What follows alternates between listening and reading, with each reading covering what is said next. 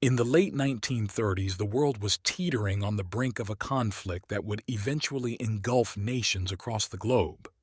The United States, nestled between two oceans, watched warily, but with a sense of detachment. Isolationism was the prevailing sentiment, a legacy of the disillusionment following the First World War. Americans, grappling with the Great Depression, largely believed that the nation's focus should be internal, healing its own economic and social wounds rather than entangling itself in foreign conflicts. Yet, the events unfolding in Europe and Asia were increasingly hard to ignore. In 1937, Japan's brutal invasion of China, marked by the horrific Nanking Massacre, brought the stark realities of aggression and inhumanity into the American consciousness. Radio broadcasts and newspapers carried stories of the atrocities, stirring a mix of horror and sympathy among the American public. Across the Atlantic, the specter of fascism was on the rise. Adolf Hitler's Nazi Germany, with its aggressive expansionism and blatant disregard for the Treaty of Versailles, was setting the stage for war in Europe. The annexation of Austria in 1938, followed by the dismemberment of Czechoslovakia, alarmed even the most ardent isolationists. In contrast, the British and French policy of appeasement, culminating in the Munich Agreement, was viewed with a mix of skepticism and hope. Hope that war could be avoided, but skepticism about the cost of such avoidance. Amidst these international crises, America's debate over its role in the world raged on. President Franklin D. Roosevelt, sensing the growing threat, began cautiously steering the nation away from isolationism. In his famous quarantine speech in 1937, he subtly hinted at a more active role for the U.S. in preserving international stability. Yet, strong isolationist sentiment, championed by figures like Charles Lindbergh and embodied in legislation like the Neutrality Acts, continued to dominate national policy. American society during these pre-war years was a complex tapestry of contradictions. The Great Depression had fostered a sense of introspection and self-preservation, but it had also ignited a profound discussion about the nation's values and responsibilities. The idea of freedom, so central to American identity, was being tested, not just by economic hardship, but by the moral questions posed by foreign aggression and the suffering it caused. As the 1930s drew to a close, the storm clouds of war grew darker and more ominous. The fall of Poland in September 1939, swiftly followed by declarations of war by Britain and France against Germany, marked the official beginning of World War II. America watched from afar, its people divided between a desire to stay out of another bloody conflict and a growing realization that the ideals of freedom and democracy they cherished were under threat in a world rapidly descending into chaos. The stage was set, the actors in place, and the script, though unwritten, was poised to unfold. The United States, a nation founded on principles of liberty and self-determination, would soon find its role in this global drama, a role that would redefine its identity and its understanding of what it truly meant to be the land of the free. December 7, 1941, dawned like any other Sunday in the paradise of Hawaii. At the U.S. Naval Base at Pearl Harbor, sailors enjoyed a leisurely morning, far from the war that raged across distant continents. But at 7:55 a.m., serenity shattered into chaos as Japanese warplanes descended from the clear blue sky, launching a surprise attack that would forever change the course of history. The assault was relentless and meticulously planned. Waves of Japanese aircraft, including bombers, fighters, and torpedo planes, targeted the Pacific Fleet anchored at Pearl Harbor. The USS Arizona, along with other battleships, became the focus of the attack. Explosions and gunfire filled the air as the harbor turned into a fiery cauldron of destruction. Within 2 hours, the attack had ceased, leaving a trail of devastation. 2,403 Americans dead, 1,178 wounded, and a significant portion of the Pacific Fleet damaged or sunk. The news of Pearl Harbor's attack reverberated across the United States with the force of a physical blow. President Roosevelt swiftly addressed the nation, declaring December 7th, a date which will live in infamy. The speech galvanized the American public, transforming their shock and grief into a unified call to action. The nation that had been so divided over the issue of entering the war found its resolve in the face of direct aggression. On December 8th, with overwhelming support from Congress, the United States declared war on Japan. Shortly thereafter, Germany and Italy declared war on the United States, plunging the nation fully into World War II. The attack on Pearl Harbor marked not just a military blow, but a profound psychological and emotional shift in the American psyche. The sense of invulnerability, the oceanic buffers that had long provided a sense of security, were now perceived as insufficient against the modern realities of war. The isolationist sentiment that had dominated American politics was replaced almost overnight with a determination to fight for freedom and democracy against the Axis powers. The immediate aftermath of Pearl Harbor saw a surge in patriotic fervor and national unity rarely seen in American history. Men and women across the country rushed to enlist in the armed forces, eager to defend their homeland and its ideals. The attack also sparked a remarkable mobilization on the home front. Factories shifted from peacetime to wartime production at an unprecedented pace, churning out planes, tanks, ships, and munitions. This industrial upsurge not only fortified the American military, but also provided a much-needed boost to the economy, helping to lift the nation out of the Great Depression. However, the unity and resolve came with a darker side. The attack fueled suspicion and fear, particularly towards Japanese Americans. This fear, fanned by war hysteria and racial prejudice, led to one of the most regrettable actions in American history: the internment of over 120,000 Japanese Americans, many of them U.S. citizens. It was a stark contradiction to the principles of freedom and justice that the nation was fighting to protect overseas. In the broader context of the war, Pearl Harbor served as a catalyst for the United States to assume a leadership role in the global fight against fascism. The nation's entry into WW II was not merely a response to a military attack, but a commitment to the defense of freedoms threatened around the world. It was a moment when the abstract ideals of liberty and democracy, often taken for granted, became tangible and urgent. As 1941 drew to a close, the United States was a nation transformed. The shock of Pearl Harbor had awakened a sleeping giant, filled with a terrible resolve. Americans of all walks of life were united in a common purpose: to fight for the freedom they cherished and to ensure that the sacrifices made at Pearl Harbor were not in vain. The road ahead would be long and fraught with challenges, but the American spirit, tested by surprise and tragedy, had emerged resilient and determined. The attack on Pearl Harbor, while a moment of great loss and sorrow, also marked the birth of a new American era. An era characterized by unprecedented national unity, a reinvigorated commitment to democratic ideals, and a newfound understanding of America's role on the world stage. The United States, once a reluctant observer of global conflicts, was now fully engaged in the greatest struggle of the 20th century, a struggle that would redefine the nation and its place in the world.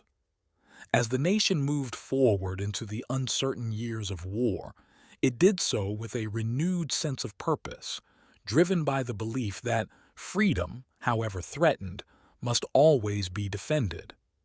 In the aftermath of Pearl Harbor, the United States embarked on an industrial and logistical feat unparalleled in history. President Franklin D. Roosevelt had proclaimed the nation the great arsenal of democracy, and this vision was rapidly brought to life. Across the nation, factories which had once struggled during the Great Depression now roared to life, pivoting from peacetime goods to the instruments of war. The transformation was staggering. Automobile factories were retooled to produce tanks and aircraft. Textile mills churned out uniforms and parachutes. Shipyards, once dormant, now operated around the clock, constructing vessels ranging from aircraft carriers to Liberty ships. By 1943, American factories were producing an airplane every 5 minutes and a ship every day, a testament to the country's industrial might and ingenuity. This industrial mobilization was more than just a testament to American manufacturing. It was a critical lifeline to the Allies. Before the U.S. entered the war, Roosevelt had initiated the Lend-Lease program, supplying vital equipment and supplies to nations fighting the Axis powers. With America's entry into the war, this support intensified. The U.S. provided not just equipment, but also food, oil, and other resources, becoming the backbone of the Allied war effort. The workforce underwent a transformation as well. As millions of men enlisted and left for overseas, a vacuum was created in the labor force. Into this void stepped an unlikely group of heroes, American women. Propelled by necessity and a sense of patriotic duty, women entered the workforce in unprecedented numbers. Rosie the Riveter, a character from a popular song and a government campaign, became the symbol of these women, emblematic of their strength, determination, and capability. Women worked in all aspects of war production, from welding to assembly to testing finished products. They proved to be not just capable, but exceptional in their roles, challenging the traditional gender roles and perceptions about women's work. This shift was not just a temporary change for the duration of the war, but marked the beginning of a profound societal transformation regarding women and work. African Americans, too, played a crucial role in the arsenal of democracy. Despite facing segregation and discrimination, they contributed significantly to the war effort. The Double V campaign, advocating for victory against fascism abroad and racial equality at home, gained traction, highlighting the dichotomy between fighting for freedom overseas while being denied basic rights at home. The scale of production was matched by innovations in technology and management. The concept of synthetic rubber, vital due to blockades of natural rubber sources, was developed. The application of assembly line techniques, pioneered in the automobile industry, was adapted to almost every aspect of war production, revolutionizing manufacturing processes. However, this transformation was not without its challenges. The rapid expansion of the workforce and the urgency of production led to tensions. Strikes and labor disputes were not uncommon, as workers demanded better pay and working conditions.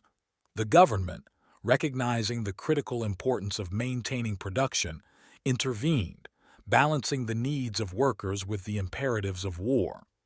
The home front's contribution to the war effort extended beyond factories. War bonds became a popular way for citizens to support the war financially. Rationing of goods like gasoline, rubber, and food staples became a part of everyday life, with victory gardens sprouting across the nation to supplement food supplies. By 1945, the United States had produced vast quantities of war materials, over 300,000 aircraft, 100,000 tanks, 2.6 million machine guns, and 6.5 million rifles. This monumental production effort not only provided the Allies with the tools needed for victory, but also cemented America's status as a superpower in the post-war world. The arsenal of democracy was more than just a metaphor. It was a tangible manifestation of America's commitment to freedom and democracy. It showcased the nation's capacity to unite under a common cause, transforming its economic and social landscape in the process. This period marked a turning point in American history, where the home front was just as critical as the battlefront in determining the outcome of the war. As the war drew to a close, the impact of this extraordinary effort lingered. The skills acquired, the societal changes that had taken place, and the technological advancements would pave the way for a post-war America that was vastly different from the one that had entered the war. The arsenal of democracy had not only armed the Allies, but had also built the foundation for a new American era, one characterized by industrial might, social change, and a redefined role on the global stage. As the United States rallied to support the war effort overseas, the American home front transformed into a landscape of sacrifice and unity. The war touched every aspect of American life, bringing with it a sense of collective purpose and shared responsibility. It was a time when the country's ideals of freedom and democracy were not just rhetorical concepts, but lived experiences, manifest in the daily actions of its citizens. Rationing became a significant part of life on the home front. Essentials such as gasoline, rubber, sugar, and butter were rationed to ensure enough supplies for military use. Every household received a ration book, and items like coffee and meat became precious commodities. Despite the inconvenience, rationing was generally accepted with a sense of patriotic duty. It was a tangible way for every American to contribute to the war effort, an act of solidarity with the soldiers fighting abroad. The concept of doing your part extended beyond rationing. Victory gardens sprouted in backyards and public parks, where citizens grew vegetables to supplement their rations and reduce the strain on the public food supply. These gardens were more than just sources of sustenance. They were symbols of resilience and self-reliance, embodying the communal spirit of the war years. Propaganda played a vital role in maintaining morale and promoting unity. Posters, films, and radio broadcasts encouraged Americans to support the war effort in various ways, from buying war bonds to conserving resources.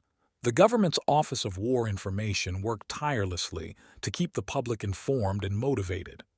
Iconic images such as Rosie the Riveter and Uncle Sam's "I Want You" became ingrained in the national consciousness, rallying points for a nation at war. The sense of unity and purpose was palpable, but it was not without its challenges. The strain of war production and the absence of millions of men overseas led to significant changes in the American workforce. Women, as mentioned, stepped into roles traditionally held by men. However, this shift was not always smooth. Women faced discrimination and skepticism, even as they proved their capabilities. African Americans and other minorities also sought to contribute to the war effort, only to confront the harsh realities of segregation and discrimination. The Double V campaign, advocating for victory against fascism abroad and racial equality at home, highlighted the irony of fighting for freedom overseas while being denied basic rights in one's own country. Despite these obstacles, minorities played an essential role in the home front war effort, pushing the boundaries of the era's racial and social norms. The war also brought about a surge in volunteerism. Across the nation, Americans volunteered for civil defense duties, such as air raid wardens and scrap metal drives. These activities fostered a sense of community and collective effort, reinforcing the idea that every citizen, regardless of age or occupation, had a role to play in the war. For children, the war was a time of adventure and responsibility. They collected scrap metal, ran paper drives, and bought war stamps with their allowances. Their contributions, though small in scale, were significant in spirit, instilling a sense of patriotism and civic duty that would last a lifetime. As the war progressed, The unity on the home front was not just a matter of national pride, but a crucial element in the Allies' eventual victory. The sacrifices made by every American, whether in rationing, labor, or personal loss, contributed to a greater cause. The home front became a testament to what could be achieved when a nation united under a common goal, reflecting the ideals of democracy and freedom for which the war was being fought. In the end, the American home front during World War II was a remarkable blend of sacrifice and unity, a chapter in the nation's history where the collective efforts of its citizens played as crucial a role as the battles fought overseas. It was a time when the country came together, despite its differences and difficulties, to support a cause greater than itself, embodying the true spirit of what it meant to be American. As the United States galvanized its resources for war, a stark contradiction to its espoused values of liberty and justice emerged on the home front. In one of the most glaring violations of civil liberties in American history, over 120,000 Japanese Americans were forcibly removed from their homes and placed in internment camps. This chapter in the nation's history serves as a sobering reminder of how fear and prejudice can undermine the very foundations of freedom and democracy. Following the attack on Pearl Harbor, suspicion and paranoia about potential espionage and sabotage grew, especially on the West Coast where a significant Japanese-American population resided. Fueled by wartime hysteria and racial prejudice, this suspicion quickly escalated into action. In February 1942, President Roosevelt signed Executive Order 9066, authorizing the military to designate exclusion zones and forcibly relocate anyone deemed a threat to national security.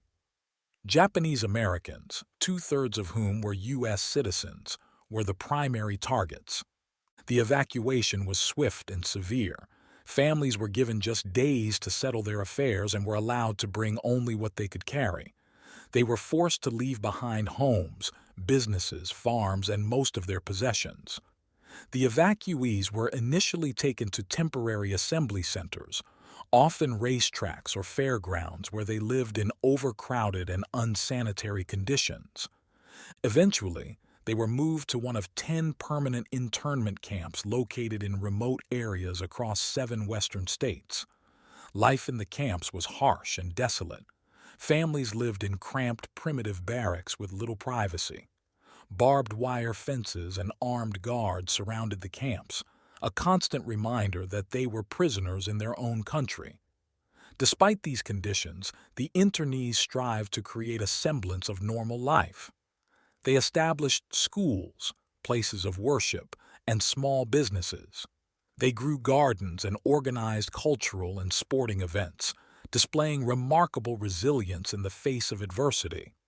The internment had profound effects on the Japanese-American community. It disrupted families, shattered livelihoods, and left deep psychological scars. Yet, despite the injustice they faced, many Japanese Americans demonstrated their loyalty to the United States.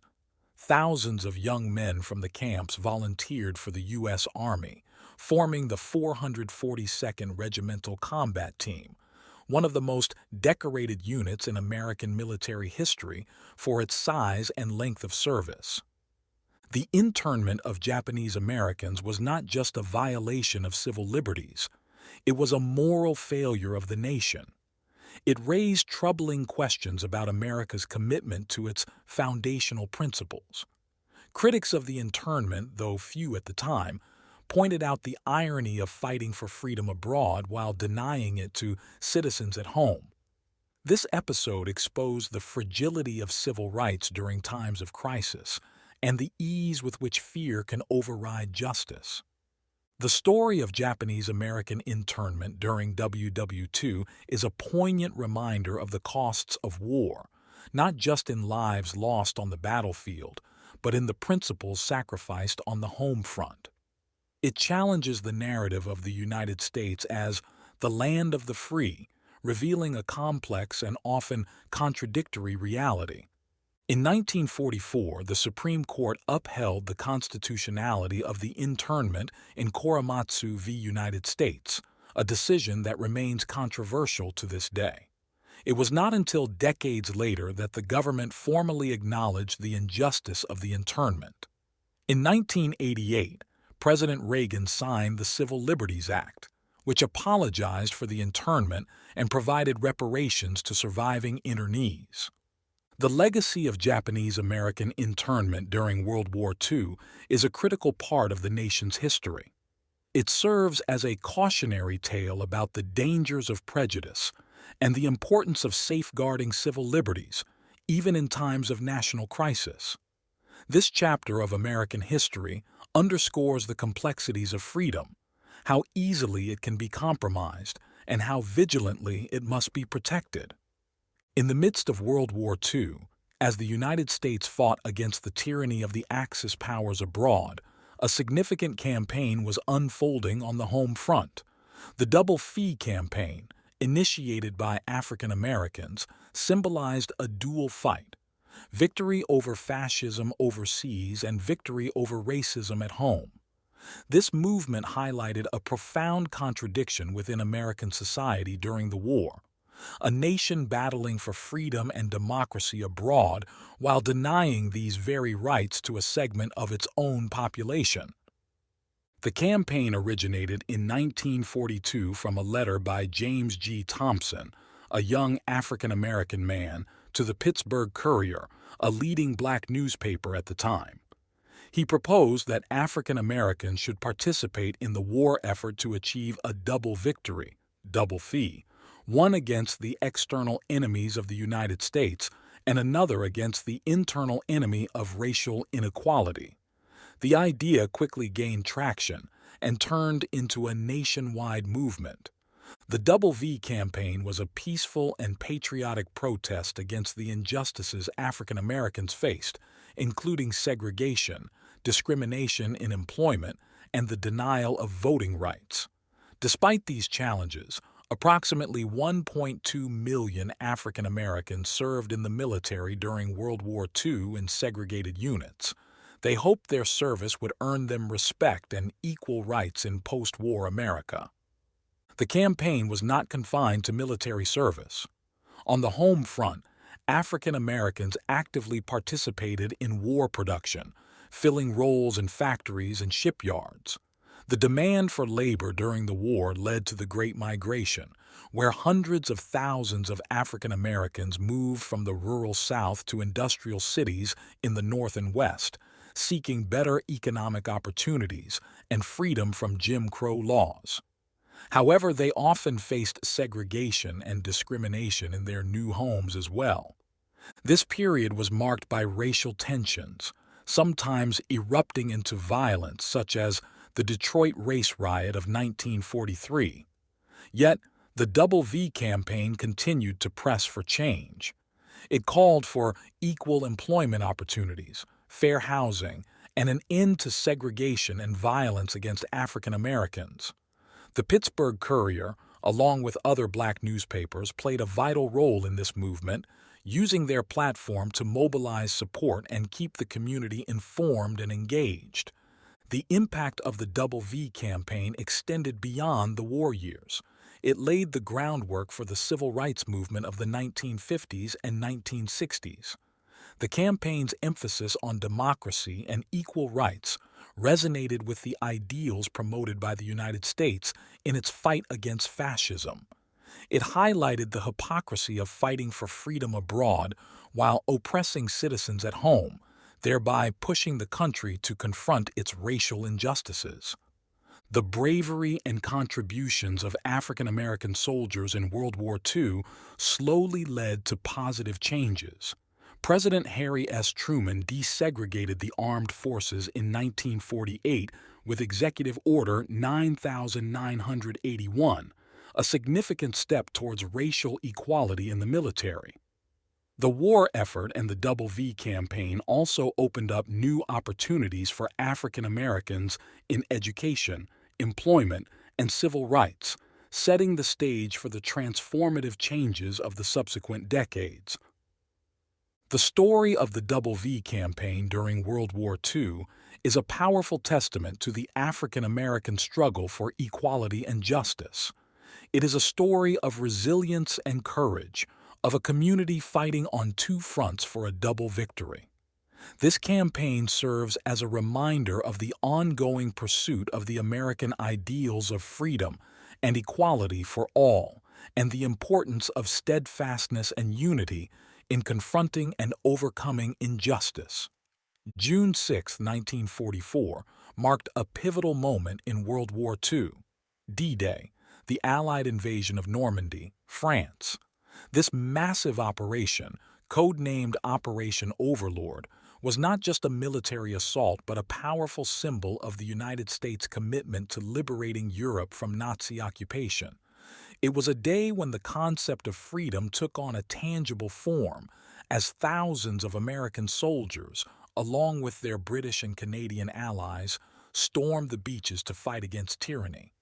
The planning for D-Day was immense in scale and complexity. Under the supreme command of General Dwight D. Eisenhower, the Allies meticulously prepared for the invasion. This involved deceptive tactics to mislead the Germans about the landing location, the gathering of intelligence, and the amassing of troops and equipment. The United States played a central role in this planning, contributing significantly to both manpower and resources. On the morning of June 6th, after a night of airborne landings, American forces landed on two of the five designated beaches, Utah and Omaha. The scenes on these beaches were harrowing. At Omaha Beach, American troops faced fierce resistance from the German forces. The battle was brutal and chaotic, with heavy casualties. Yet despite the formidable German defenses, the courage and determination of the American soldiers prevailed. The successful landings at Normandy were a turning point in the war. They marked the beginning of the liberation of Western Europe. In the weeks that followed, Allied forces pushed through the French countryside, engaging in fierce battles and liberating towns and cities from Nazi control. The liberation of Paris in August 1944 was a particularly symbolic moment, greeted with jubilation by the French people.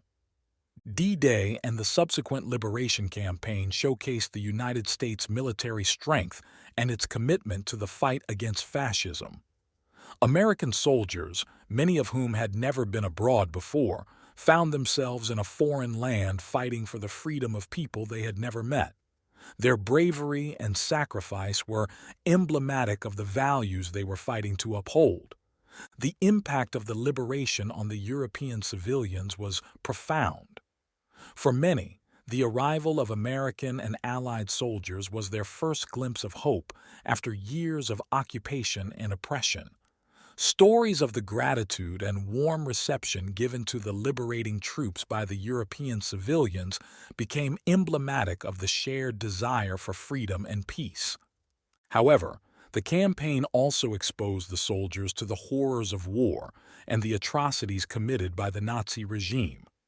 As they advanced through Europe, American troops played a crucial role in uncovering and liberating concentration camps, revealing the full extent of the Holocaust.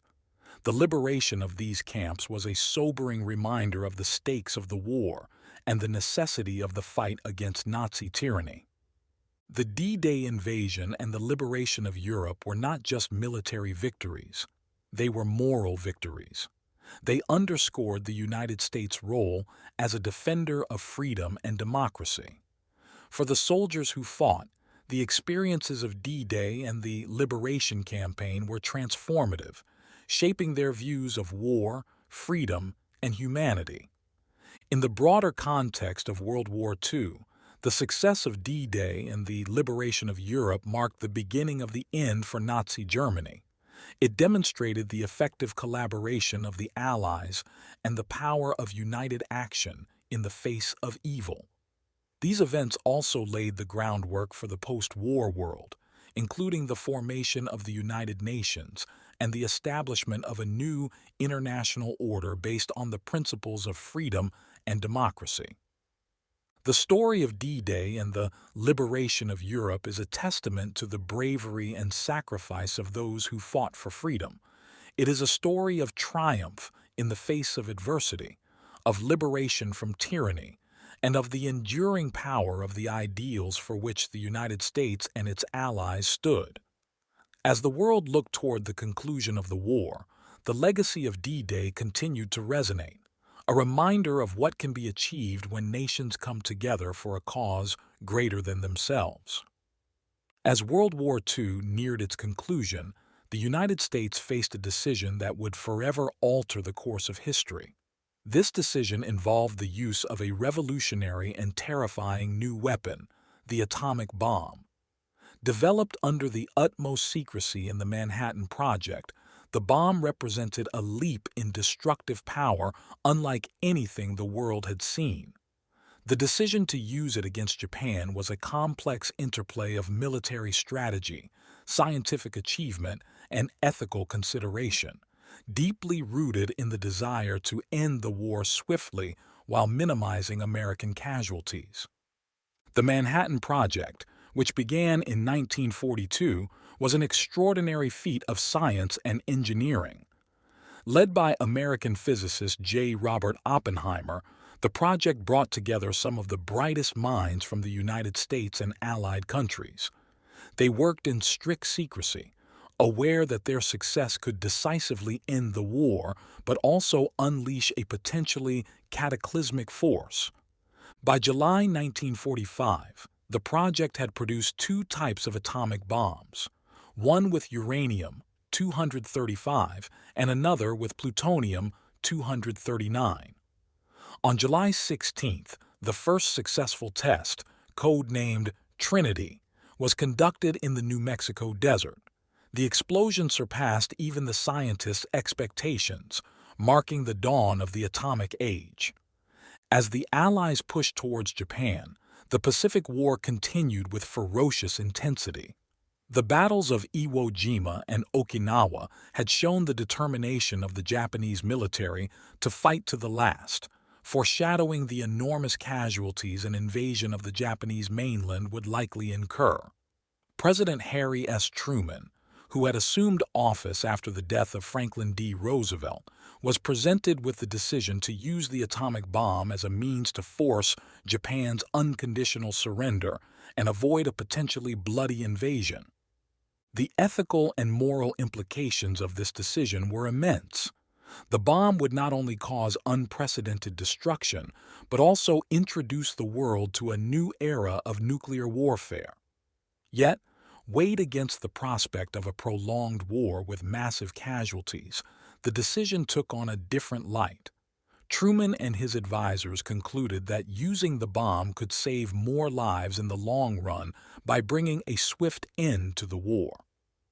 On August 6, 1945, the uranium bomb, Little Boy, was dropped on the city of Hiroshima, followed 3 days later by the plutonium bomb, Fat Man, on Nagasaki. The destruction was catastrophic.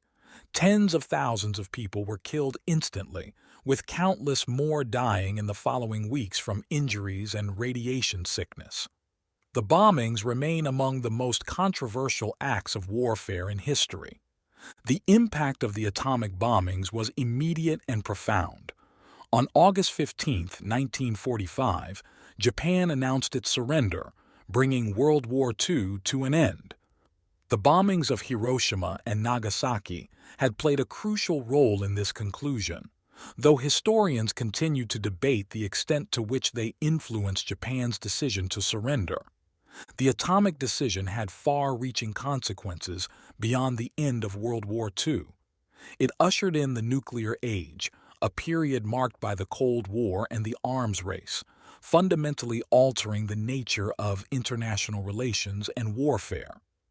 The bombings also sparked a significant debate over the ethics of nuclear weapons, a debate that continues to this day. In the United States, the atomic bombings were initially met with widespread support, viewed as a necessary act to end the war and save American lives.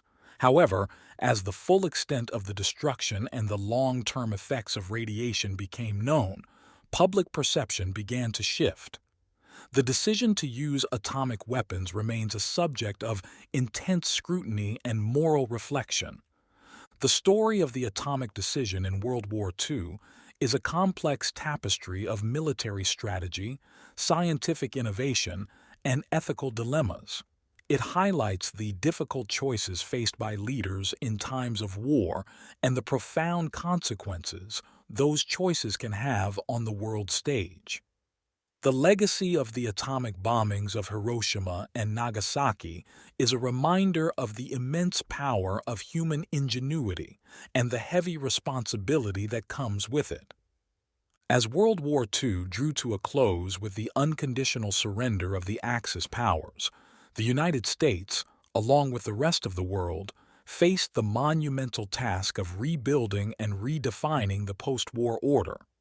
This period was not only about physical reconstruction but also about re-examining and reaffirming the ideals of freedom and democracy, ideals that had been severely tested during the war. The immediate aftermath of the war was a time of complex emotions. Relief and joy were tempered by grief and the daunting reality of the devastation wrought by the war. Cities lay in ruins, economies were shattered, and millions of people were displaced. The United States, relatively unscathed on its own soil, emerged from the war as a global superpower. This new status brought with it significant responsibilities in shaping the post-war world. One of the first challenges was dealing with the aftermath of the Holocaust and the moral reckoning it entailed. The liberation of the concentration camps had revealed the extent of the Nazi atrocities, leaving an indelible mark on human consciousness. The Nuremberg trials, in which key Nazi officials were prosecuted, represented an unprecedented effort to seek justice for crimes against humanity. These trials set new precedents in international law and were a testament to the Allies' commitment to upholding the principles of justice and human rights. In Europe, the Marshall Plan, officially known as the European Recovery Program, was a bold initiative by the United States to rebuild war-torn nations.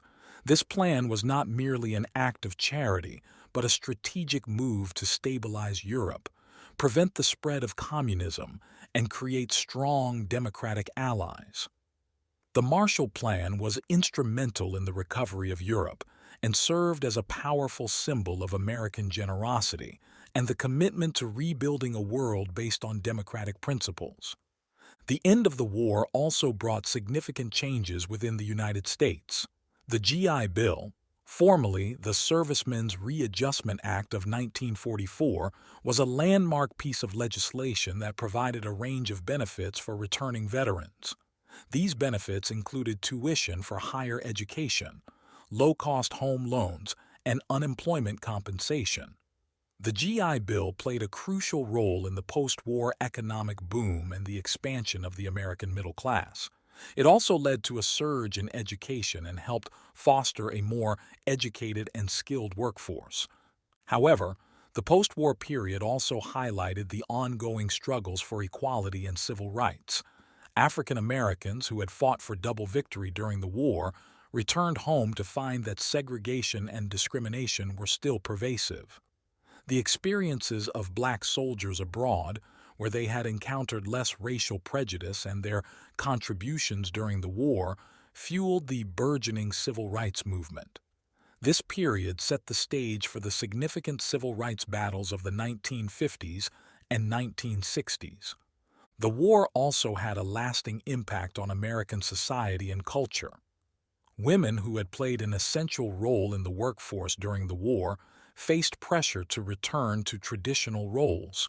However, their experiences had sown the seeds for the feminist movements of later decades. The war had also accelerated technological and scientific advancements, setting the stage for an era of rapid innovation and growth. Internationally, the formation of the United Nations in 1945 marked a significant step towards global cooperation and peacekeeping.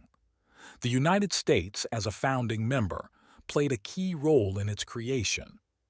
The United Nations represented the collective hope for a world where conflicts could be resolved through dialogue and diplomacy rather than war. The post-war period was a time of reflection and transformation. The United States, in its newfound position of leadership, had the opportunity to shape a world based on the values it had fought for during the war. This era saw the redefinition of freedom, not just as a national ideal, but as a global aspiration.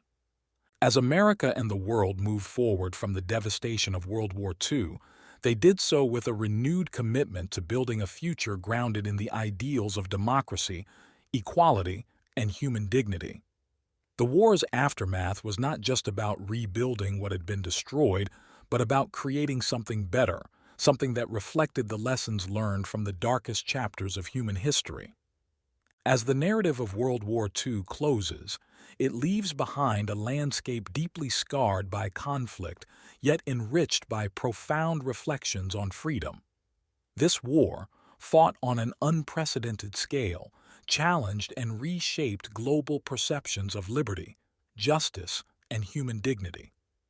For the United States, emerging as a global superpower, the war was not just a military victory, but a crucible that tested and redefined its own ideals of freedom. The war's end saw a world eager to rebuild and to prevent the recurrence of such global devastation. The United States, buoyed by its decisive role in the war, embraced its position of leadership. The post-war era witnessed America's significant influence in shaping a new world order, marked by efforts like the Marshall Plan and the establishment of the United Nations. These initiatives reflected America's commitment to not just the concept of freedom within its borders, but a broader, more inclusive vision of global freedom and democracy. However, this period also compelled a critical introspection within the nation. The experiences of the war highlighted glaring contradictions in American society: the internment of Japanese Americans, the segregation and discrimination against African Americans, and the struggles of women and minorities for equality and recognition.